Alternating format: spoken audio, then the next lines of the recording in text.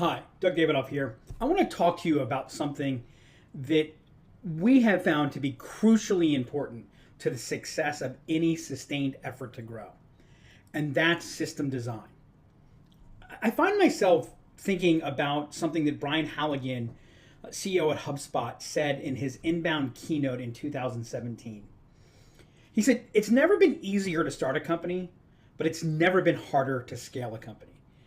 I think if Brian were here right now, he'd probably say that is still true and maybe even a little bit more true than it was when he said it back in 2017. I've had the opportunity to watch thousands of companies and not only watch them from outside to see what they're doing, but to get behind the scenes and really understand what were they trying to do. And the thing that I see consistently is that there's a chasm, and today a growing chasm, between the strategy and intent of a company and its execution. One of the reasons for that is that the language of strategy and the language of execution in so many different ways are different languages. And you need to build a bridge so that that strategy and intent gets translated into execution, and then what's happening in execution gets fed back into the strategy so that there's an ongoing loop so that strategy and execution are reinforcing and complementing each other rather than operating in parallel universes. Now, when you think about what it takes to build that bridge, I can't help but go to one of my favorite quotes of all time from General Omar Bradley, who said, "Amateurs talk strategy, professionals talk logistics." Look, I love to talk strategy. I love to think about business models. I love to think about approaches. I love to think about how can we take 3 steps in 1 step. But again, having worked with and worked in many companies, I can tell you that especially if you're in the sales, marketing, or customer success world, far too often you feel like this truck. Great strategy, great motivation, great comp, but it's just not built for the right situation. And it doesn't matter how much thinking this truck does, it's stuck. The reason that execution is so difficult, the reason that there's so much friction in our processes, the reason that strategy isn't translating effortlessly into execution is because far too often we forget, we humans, and basically all aspects of what we do, and especially in business, we forget you can't solve upstream problems downstream. And the difficulty in business with upstream problems is they're often invisible, they're certainly intangible, and there's no real right or wrong answer. As a matter of fact, one of the reasons that we don't deal with those issues upstream is because there is no clear right or wrong answer. The world exists, as a coach of mine liked to say, the world exists between 0 and 1. Or as another person I know used to say, infinity exists between 0 and 1. And the businesses that win the game are the ones that manage that process of existing between 0 and 1. And the only way you do that is by managing upstream problems upstream so that your team can execute effortlessly and then further pull the feedback of what's happening in that execution to continue to improve the underlying system that your people are operating in. You're probably the greatest management thought leader, professor, advisor, whatever title you want to give him, Peter Drucker. He said it decades ago when he said, to sustain growth, to scale growth, you need to build the genius into the system. And you see what happens when we don't deal with upstream problems upstream, and we deal with them at the points of execution, which is what happens far too often. The net result is we pay a significant friction tax. Now, our analysis looking at good companies estimates that friction tax. Great companies are paying a 10 to 15% friction tax. Good companies are paying a 33 to 45% friction tax.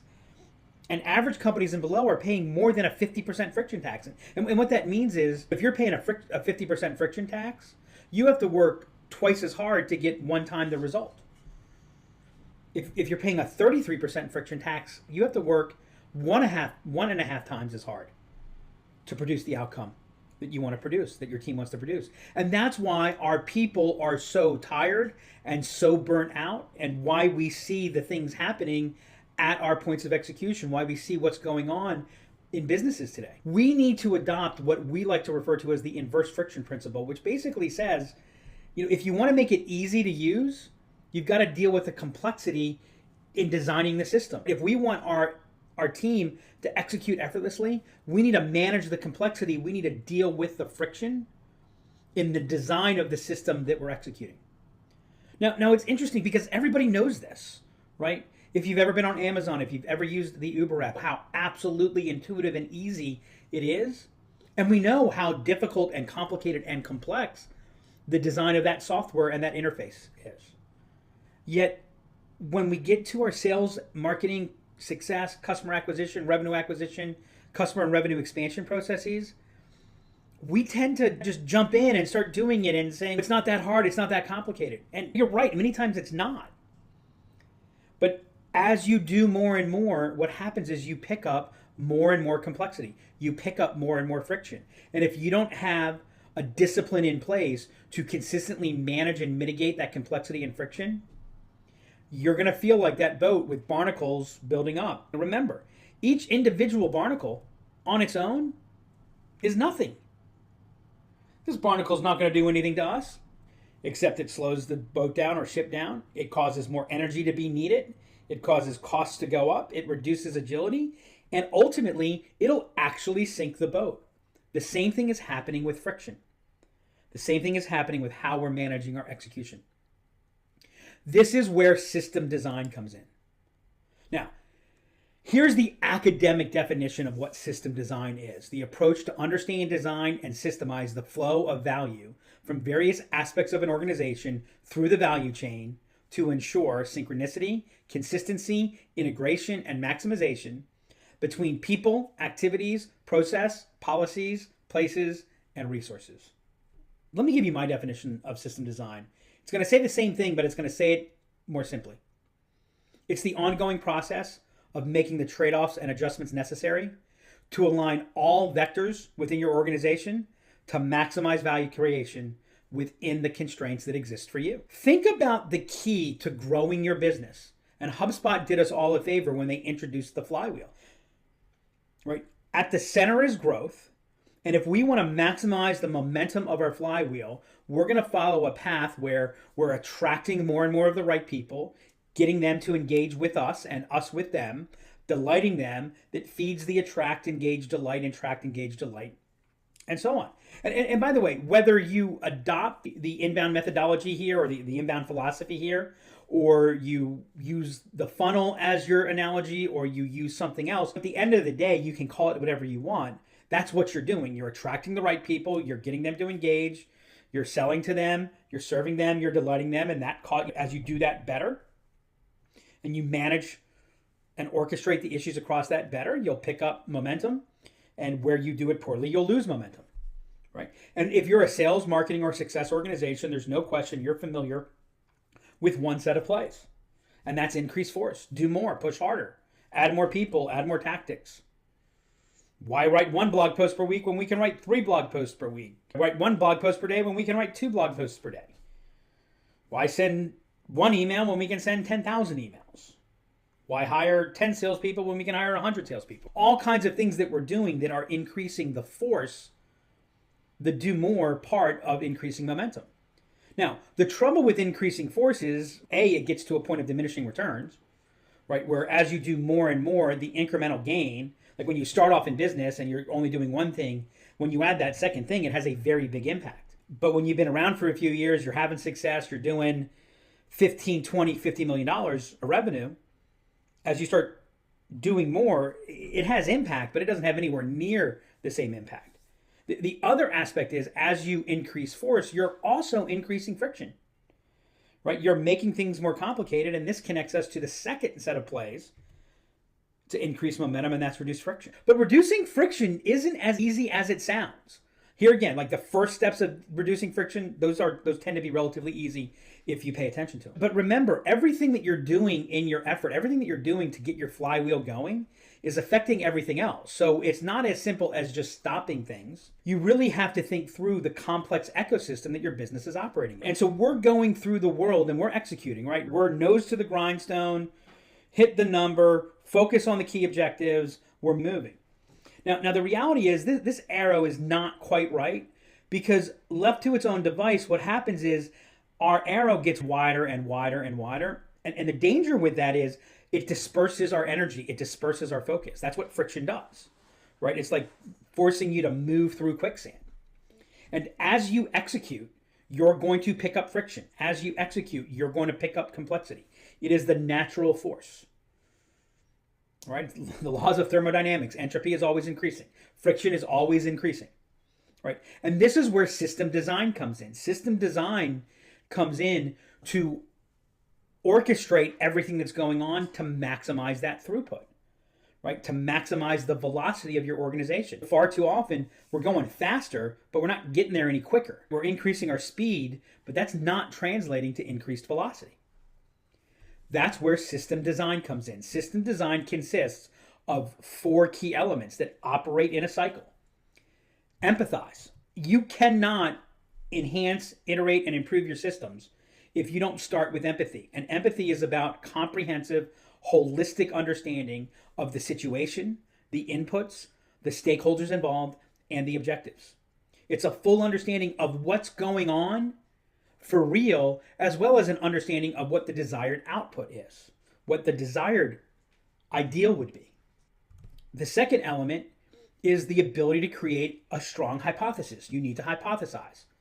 Right. Now, this is about bringing divergent thinking, basically looking at something and breaking it apart. Think of it like when you're doing a big house cleaning. When you're doing a big house cleaning, one of the first things you do is you pull everything out so that you can reconceive where things belong. Sometimes you do a light housekeeping, but when you do that light housekeeping, if you've ever gone through this, and I'm sure most of you have, you realize that, yeah, you're improving but you're not really addressing, you're not really impacting the underlying elements of what's going on, and you'll sustain the problem and it'll become bigger, and at some point you'll go, oh, we need to rethink this whole thing. And that's in essence what hypothesizing is when we look at it at a system design standpoint. Now, the good news is if you're managing a system design process effectively, you're never in that place where you have to do the huge, big house cleaning, right? But the hypothesizing is about breaking things apart, conceiving of different approaches, what ifs, if-thens, that then enable you to move to the third step, which is the analysis stage.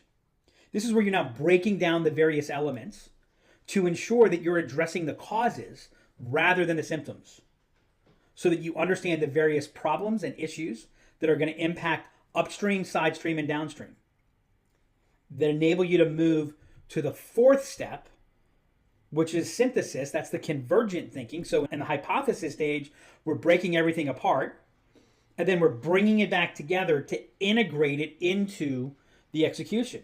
And so what's happening here is we're making improvements. You're improving the system while people are executing. What tends to happen in most organizations is, okay, everybody, we've got a problem. We need to start thinking about this, that, and we actually bog ourselves down. This is where we get, you know what, we don't have time to deal with this problem right now. We've got things to do, right? And that's because the iteration, the improvement cycles interfere with execution.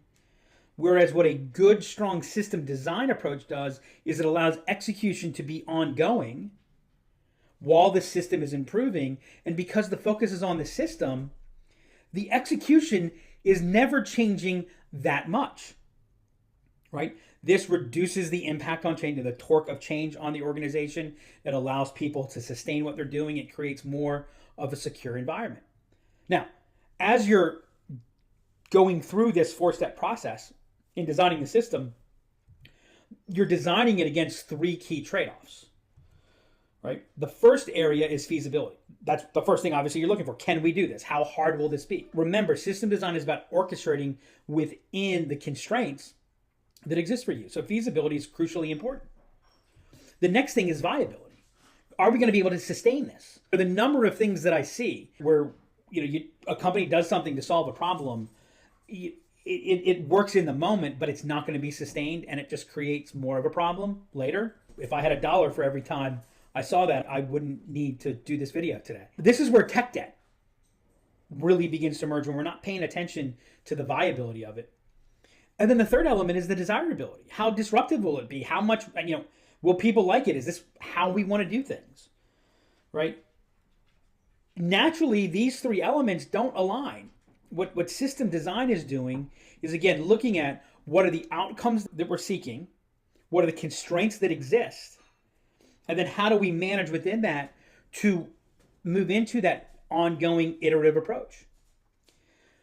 Further looking at this through the lens of three key zones of execution. We refer to the zones as the transformation zone, the enablement zone, and the performance. The performance zone is all about the next 90 days. It is about meeting objectives, hitting the number. And so when you're doing things in the performance zone, A, you're very careful. Don't mess with performance. And B, you can't be doing really big things. To really get your organization to that point where you're going to be able to align, sustain, and scale, you've got to be able to stage things. And that's really where the enablement zone comes in. Those are the elements that we're looking to have impact and implementation over, say, the next 90 days to 1 year, 3 to 12 months. This is where we're staging things, we're operationalizing, we're systemizing, and we're optimizing. See, what that enablement zone does is it translates and it pulls from the transformation zone. That's the vision, the change initiatives, the capabilities that we're building. That's the strategy. Strategy really is more about transformation, and strategy is about impacting the midterm, 1 to 3 years. Right? The enablement zone bridges that, stages it, operationalizes it so that it feeds into the execution zone, the performance zone, the way it's supposed to, and it enables the feedback so that you've got an ongoing continuous improvement. Net result of that, far more juice for the squeeze. If you think about how your organization is structured and how a go-to-market approach works, you're going to see it really aligns into this idea. And this is what strategic revenue operations is all about. Bringing this system design mindset to the midterm, intermediate term, and short term so that your company can perform more effortlessly, drive consistently better results, and hit that point to scale, which means predictable outcomes for the investments that you're making. That's what system design is all about. That's why it's crucial to the implementation of a smart growth strategy. Thanks for joining me.